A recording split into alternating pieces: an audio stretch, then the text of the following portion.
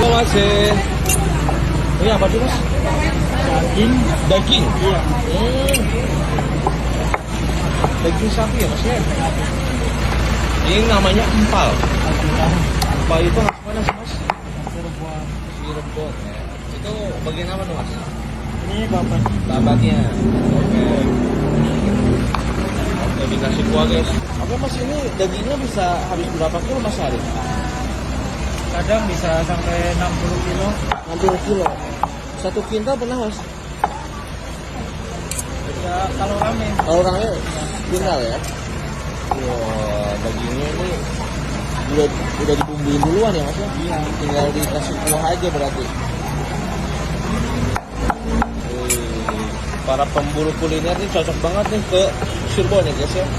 Ke Empang Gentong apa nih namanya? Ibu Dharma. Ibu Dharma ya. Ini seporsi berapa Mas? 30 sama nasi. 30 sama nasi? Iya. Wih, bener banget ya guys ya. Tuh.